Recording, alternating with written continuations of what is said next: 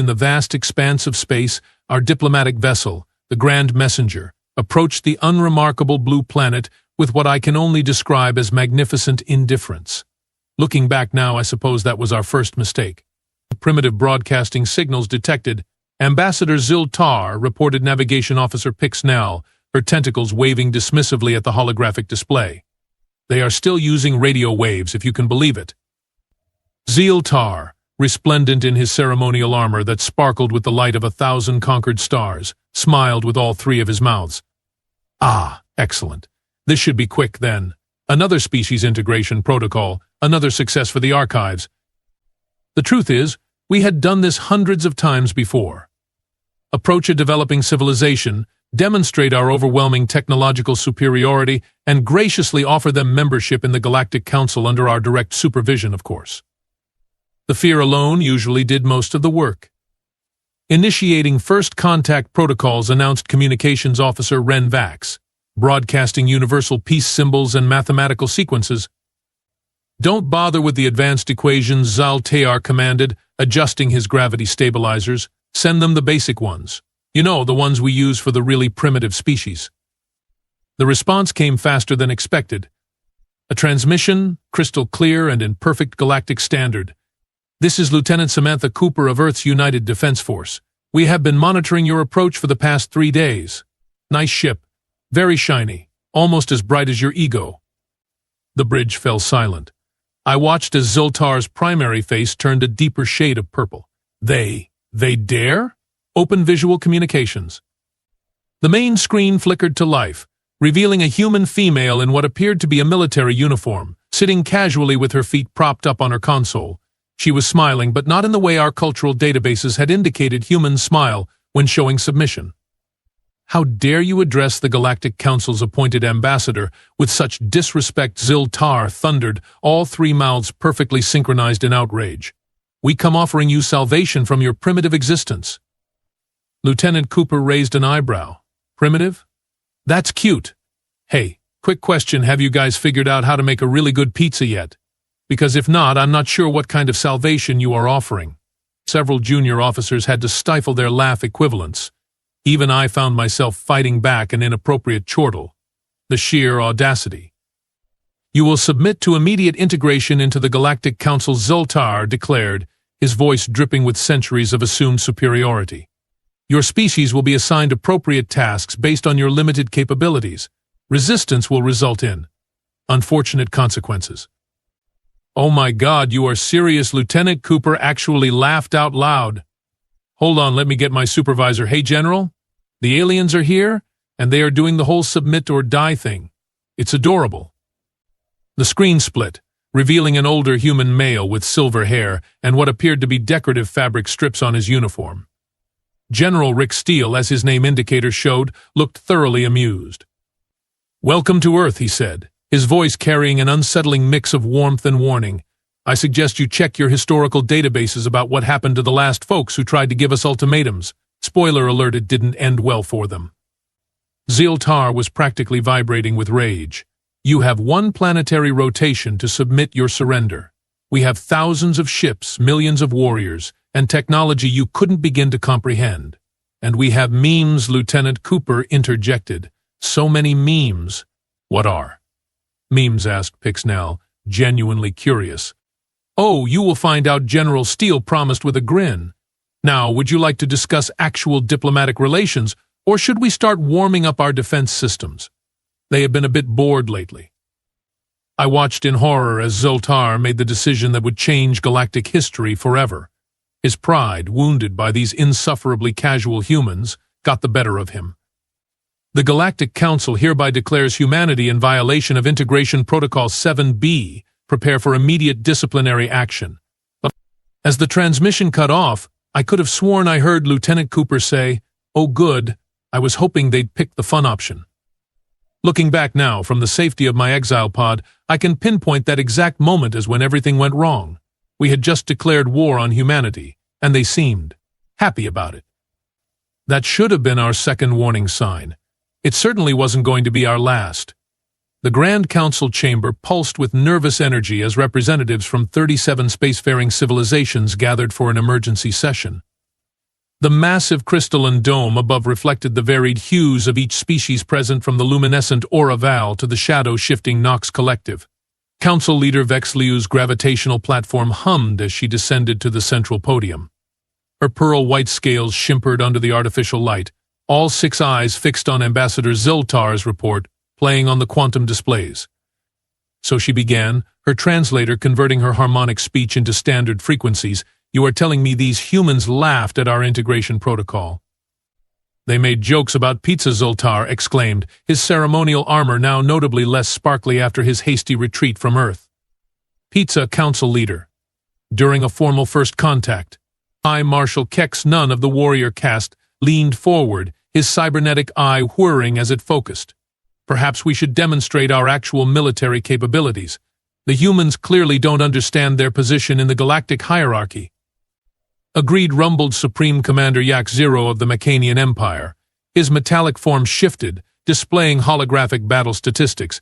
"My legion alone commands 10,000 autonomous warships. The humans have barely reached their own moon." The chamber's atmosphere grew thick with anticipation as various military leaders began showcasing their forces. The swarm queens of Hive System 6 offered their billions of drone warriors. The Peronian Flame Lords promised to turn Earth's oceans to steam. Even the usually peaceful quantum monks of Nexus 9 pledged their reality-bending technologies to the cause. Wait, a small voice cut through the warmongering. All eyes turned to junior analyst Tix Lin, who immediately regretted speaking up. But she continued, her research appendages trembling slightly. "Has anyone actually studied human history?" "What's to study?" scoffed Kex Nun. "They are barely at level 3 technological advancement." "Well, Sir Tix Lin brought up her data screens. I have been analyzing their entertainment broadcasts. They have thousands of detailed simulations of alien invasions, and in nearly every scenario they win." Laughter erupted across the chamber. Even the normally stoic quantum monks vibrated in amusement. Fiction. Entertainment, Ziltar dismissed with a wave of his primary appendage. "They also have broadcasts about tiny mammals solving mysteries and humans flying by attaching balloons to their dwellings." But that's not all, Tix Lin persisted. "Their historical records show that they have been fighting each other constantly. They have developed weapons and tactics specifically because they were technologically outmatched. They call it guerrilla warfare." "Guerrilla? Like their primitive primate ancestors?" Vex Liu asked, genuinely confused. "No, it's a strategy of Tix Lin began, but was cut off by High Marshal Kex Nun. Enough. They caught us off guard with their insolence once. It won't happen again." He turned to address the full council. "I propose immediate military action. We will show them what real power looks like." The chamber erupted in cheers of agreement. Military leaders began coordinating their forces, drawing up invasion plans, and calculating resource distribution. The humans would be crushed beneath the combined might of the galaxy's greatest civilizations. "I motion for a formal declaration of war," Ziltar announced, still smarting from his wounded pride. "Let's see them joke their way out of this." The vote was nearly unanimous. Only Tix Lin and a handful of research-focused species registered their concerns. The declaration was drafted, approved, and transmitted toward Earth within minutes. The response came almost immediately. A video transmission from the same human female as before, Lieutenant Cooper. She appeared to be eating something. "Hey guys," she said cheerfully, waving at the camera with one hand while holding what appeared to be a food item in the other. "Just got your war declaration. Quick question, did you really sign it with your soon-to-be overlords? Because that's hilarious. We are totally framing this one." Vex Liu's scales paled slightly. You are eating at a time like this. Eat." "Oh," this Cooper held up her food. "It's pizza. You know, that primitive food you guys haven't figured out yet? Anyway, we have voted on your declaration. Would you like to know our response?" "You dare mock this sacred," Ziltar began, but Cooper cut him off. Yeah, sacred procedure, very impressive. Here's the thing we accept. We are actually pretty excited about it. Our weapons manufacturers haven't had a good challenge in years. Plus, our meme creators are already having a field day with your ambassador's three-mouth thing. No offense, but it's pretty meme-worthy." The council chamber fell into stunned silence. They were supposed to be terrified, begging for mercy, offering immediate surrender. Not eating pizza and making memes. You have no idea what you are facing, High Marshal Kex Nun growled. We will turn your civilization to ash. Aw, that's cute, Cooper replied, finishing her pizza. Hey, quick heads up, you might want to check on your forward scout fleet near Jupiter. They seemed a little lost, so we offered them some directions. The transmission cut off just as emergency alerts began flashing across multiple command screens. The Scout Fleet 30 of their most advanced ships had somehow been led into Jupiter's gravity well. The ships were already being crushed in the gas giant's atmosphere. How did they? Kex Nun stared at the data in disbelief. Those ships had the most advanced navigation systems in the galaxy. In the back of the chamber, Tixlin quietly updated her research notes. Humans appear to have mastered the art of psychological warfare and pizza. Further study urgently recommended. But no one was listening to her anymore. They were too busy preparing for what they thought would be an easy conquest. After all, how much trouble could one primitive species cause? They were about to find out. The combined might of the Galactic Council's invasion fleet stretched across the solar system like a glittering river of destruction. 20,000 warships, each carrying enough firepower to level a continent. From my observation post aboard the flagship Inevitable Victory, even I had to admit it was an impressive sight. High Marshal Kex Nun stood proudly on the command deck, his cybernetic eye recording everything for the historical archives. Send word to all commands, commence the attack pattern exactly as planned. Show these primitives what real space warfare looks like. The massive fleet began its carefully choreographed dance, spreading out into the formations we had perfected over millennia of conquest. Swarm Queen vessels released clouds of drone fighters. Heronian ships charged their solar fire cannons. The Mechanian automated warships activated their quantum targeting systems. That's when we received the transmission. Attention alien fleet, it was that insufferable Lieutenant Cooper again, but this time she appeared to be wearing what humans called pajamas and holding a beverage container. We notice you are trying to invade Earth. Please hold for our customer satisfaction survey.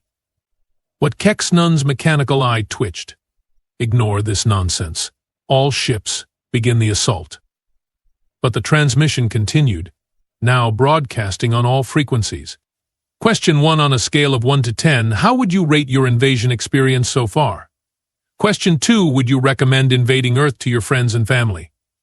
Question 3: have you considered switching to renewable energy? Your fleet's carbon footprint is concerning. I said ignore it, Kex Nun roared. Forward batteries open, warning. Our sensor officer interrupted, detecting unusual activity in Earth's upper atmosphere. The tactical display showed thousands of small objects rising from the planet's surface.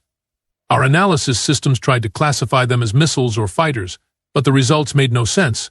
Are those weather balloons? Someone asked incredulously. They were. Thousands of ordinary weather balloons rising peacefully through the atmosphere. Except these balloons were trailing long, thin strands of something behind them. Primitive string dispersal won't stop us, Kex Nun declared. All ships proceed as planned.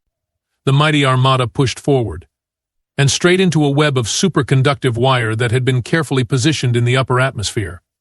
The same wire that now carried the combined electrical discharge of 36 lightning storms that the humans had apparently been busy seeding. 500 ships lost power instantly. Another 1,000 suffered severe system disruptions. The carefully planned formation dissolved into chaos as vessels tried to avoid both the electrically charged web and their own drifting allies. Status report, Kex Nun demanded. Sir, the humans are. Are they having a party? The main screen showed scenes from Earth's surface. Humans were gathered in large groups, many holding what appeared to be viewing devices and consumable items. They were watching our fleet's disarray as if it were entertainment.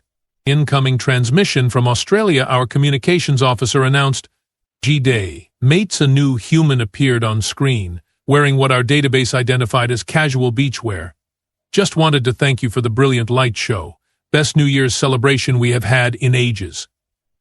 It's not New Year's, Kex Nun growled through clenched teeth. Well, with all these fireworks, we reckon it might as well be. Anyone fancy a barbecue? Before Kex Nun could respond, another alert sounded. The Swarm Queen's drone fighters were acting erratically, breaking formation and... were they dancing? Some kind of human electronic warfare, I suggested. Worse, our tech analyst reported. They have somehow infected our drone control networks with something called TikTok dances. Billions of drone fighters, each worth more than a small planet, were now performing synchronized dance routines in space. Several swarm queens fainted from the embarrassment. Enough, Kex Nun ordered. Pyronian fleet, burn their atmosphere. Let's see them laugh through that. The Pyronian ships moved into position, their solar fire cannons charging, and then suddenly shutting down. What now? Kex Nun's voice had taken on a slightly hysterical edge. Sir, the humans. They have filed a copyright claim against our weapon signatures. Something about them being too similar to something called lightsabers? Their lawyers are demanding we cease and desist immediately. Their what? Lawyers. Yes, sir. They are threatening to sue us for intellectual property violation. The Pyronian legal department is advising immediate withdrawal to avoid costly litigation. The mighty Pyronian fleet, terror of 1,000 star systems, began retreating under orders from their corporate council. That's when we noticed the Mechanian automated warships had started playing something called Pong with their targeting systems. Apparently, the humans had discovered that the quantum computers were easily distracted by classic arcade games. Sir, I ventured carefully. Perhaps we should consider a tactical retreat? To regroup and develop a new strategy. Retreat? Retreat. Kex Nun's cybernetic eye was now spinning in circles. We haven't even fired a single shot. Actually, sir, our tactical officer pointed out, we have fired several shots. The humans are rating them on something called YouTube. We are currently trending with mostly negative reviews. They are calling our targeting systems last century, and our energy weapons rather dim, honestly. Lieutenant Cooper's face appeared on our screens again, now wearing a formal military uniform but still looking infuriatingly amused. Hey there, just checking in? Having fun? We noticed some of your ships seem to be having power issues. We are sending AI roadside assistance to help. They should be there in, about 30 minutes. Kex Nun finally lost it. This is impossible. We are the greatest military force in the galaxy. You are nothing but primitives who only recently discovered spaceflight. True, Cooper admitted cheerfully. But we have been imagining ways to fight aliens since before we discovered electricity. You should see our movie collection. Speaking of which, several of our film studios are already bidding for the rights to this invasion. Any interest in selling your side of the story? We are thinking of calling it The Day Earth Memed Back. As our mighty fleet limped away from Earth, trailing disabled ships and dancing drones, I couldn't help but notice that not a single human weapon had been fired. They had defeated us with weather balloons, lawyers, and what they called classic pranks. In the end, High Marshal Kex Nun had to be sedated after receiving notification that humans had already registered Inevitable Victory as a trademark and were demanding we rename our flagship. The first strike against Earth had been an unmitigated disaster, and somewhere on that blue planet humans were probably already making memes about it. Junior analyst Tix Lin's research pod was cluttered with holographic displays, each showing different aspects of human history. Her superior, Grand Archivist Vale Exor, floated nervously behind her as she presented her findings to the emergency session of the Galactic Council. Ladies, gentlemen, and various consciousness constructs, she began, her voice trembling slightly. What I'm about to show you will change everything we thought we knew about humans. The chamber, still reeling from the first strike disaster, fell silent. Even Ambassador Zil-Tar had stopped trying to remove the Earth trademark lawyers from his personal communication channels. This Tix Lin projected a series of images, is what humans call World War II, just one of many global conflicts they have had. They fought this war while barely understanding atomic theory. They turned their entire planetary economy into a war machine within months. That's actually impressive, muttered High Marshal Kex Nun, his cybernetic eye still glitching occasionally from the TikTok incident. But here's the truly terrifying part, Tix Lin continued. They adapt. Constantly. Look at this data. Every time they faced a superior force, they found a way around it. They call it thinking outside the box. What box? Asked a confused swarm queen. It's a metaphor. They specialize in impossible solutions. When they couldn't match German tanks, they didn't try to build better tanks. They built tank destroyers. When they couldn't match Japanese naval power immediately, they invented new tactics for their submarines. Council leader Vex Liu's scales had turned an alarming shade of gray. Are you saying? Yes, Tix Lin confirmed. Every disadvantage they face becomes an advantage. They are already reverse engineering the technology from our disabled ships. But they are not just copying it, they are improving it. She pulled up another display. This is from their entertainment archives. Thousands of scenarios about fighting superior alien forces. They have been preparing for us before they even knew we existed.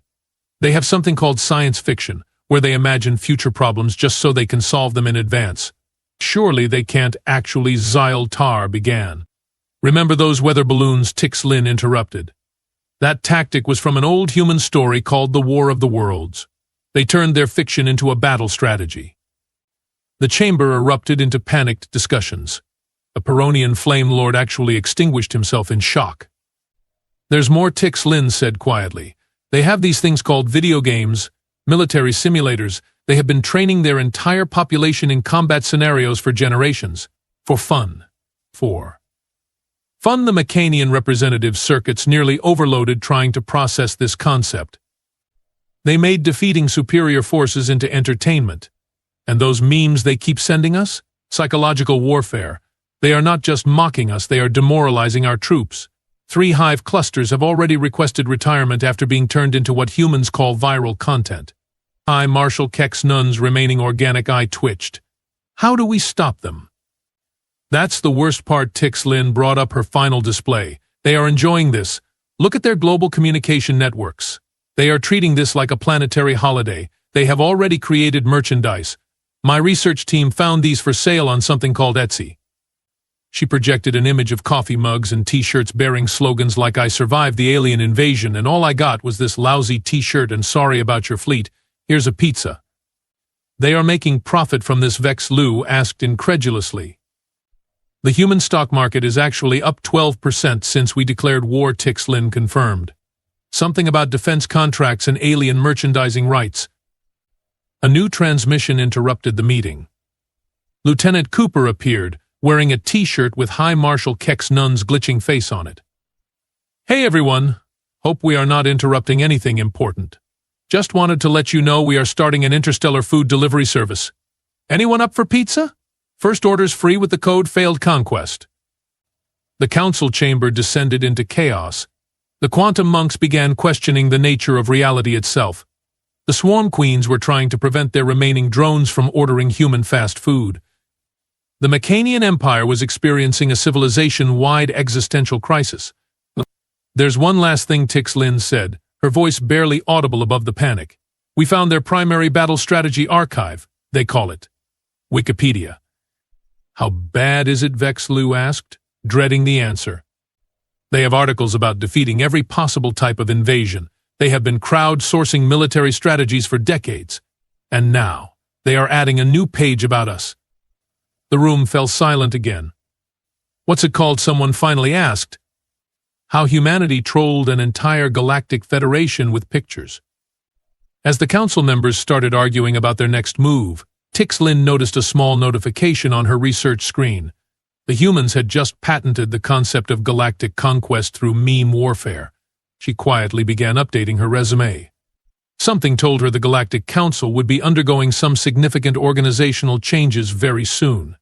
From my secure bunker in the Galactic Council's emergency headquarters, I watched in horror as reports flooded in from across space. The humans weren't just fighting back, they were revolutionizing warfare in ways that defied comprehension. A panicked communications officer burst into the command center. "The humans have reverse-engineered our quantum communication systems." High Marshal Kex Nun, who had finally gotten his cybernetic eye to stop playing dance videos, sighed heavily. "How bad is it?" "They are using it to send cat videos to every ship in the fleet. Simultaneously. Morale is dropping faster than a Peronian in an ice bath." The tactical display showed the extent of humanity's counteroffensive. They had taken our disabled ships, stripped them down, and rebuilt them in ways that made our engineers weep. Their first act? Converting our mighty dreadnoughts into what they called party boats. "Status report on Squadron 7, Kex Nun demanded." "Completely compromised, sir. The humans turned their quantum shields into something they call a bouncy castle. 3 hive queens have already requested transfer forms because their drones won't stop playing in it." Lieutenant Cooper's face appeared on every screen in the command center. She was wearing a party hat. Hey there, hope you are enjoying our little upgrades. By the way, has anyone seen the manual for these gravity generators? We have got some ideas for a zero-G disco. You dare mock our sacred technology, Ziltar sputtered. Sacred? Please. We found 7 different ways to improve your engine efficiency just by adding flames and racing stripes. Oh, and thanks for the AI systems. We introduced them to human comedy. They are currently binge-watching every sitcom ever made. As if on cue, the Mecanian Automated Defense Network began broadcasting quotes from something called Friends. The humans are expanding their offense, our tactical officer reported nervously. They have armed their ships with. Spit it out, Kex Nun barked. Meme cannons, sir. They are weaponizing their internet culture. The 7th Fleet just got hit with something called Rick Roll. They are dancing, sir. All of them. The situation deteriorated rapidly. Humanity had taken guerrilla warfare to an unprecedented scale. Their ships would appear from nowhere, blast our forces with what they called viral content, and vanish while our crews were distracted by cat videos and something called dad jokes. Military update: a strategy officer rushed in. The humans have modified our cloaking technology. They are using it to sneak up on ship's end. Draw things on their hulls. What kind of things? Vex Lu asked, dreading the answer. Well, the flagship Eternal Dominion now has something called a smiley face on its bow, and someone wrote Wash Main on the planetary obliterator. The Swarm Queens were having their own crisis. Our drones keep receiving something called friend requests. They are organizing union meetings and demanding better working conditions. Even the fearsome Peronian flame lords weren't spared. The humans introduced our plasma containment fields to something called marshmallow roasting. The entire 3rd attack wing has converted their weapon systems into S-more makers. This is unprecedented. Kex Nun slammed his fist on the command console. No species has ever turned our own technology against us like this. Oh, that's not even the best part, Lieutenant Cooper chimed in, somehow hacking our supposedly secure channel again. Wait until you see what we did with your terraforming equipment. Anyone up for converting some asteroids into space bouncy houses? The reports kept coming. Humanity had transformed our biological weapons into bubble machines. They'd reprogrammed our war robots to perform synchronized dance routines. They'd even managed to hack our universal translators to make everything sound like what they called movie trailer voice-overs. In a world, the translator boomed as a junior officer tried to order lunch, where one alien desires a sandwich. Make it stop, the officer begged. But it didn't stop. The humans had learned our technologies faster than any species in galactic history, and they seemed determined to use them in the most ridiculous ways possible. New development, another officer called out. They have figured out how to use our matter replicators. They are sending promotional merchandise to all our ships. Free t-shirts materialized across the fleet, bearing slogans like "I tried to conquer Earth, and all I got was this stupid shirt," and "Earth Defense Force making aliens say what the since 2025. The final straw came when humanity introduced our advanced AI systems to something called Internet meme culture. The resulting fusion of intelligence caused every computational system in the fleet to develop a sense of humor. Sir, our flagship's AI announced, "I have been thinking. Why did the alien cross the galaxy? To get to the other side, and then get absolutely owned by humans."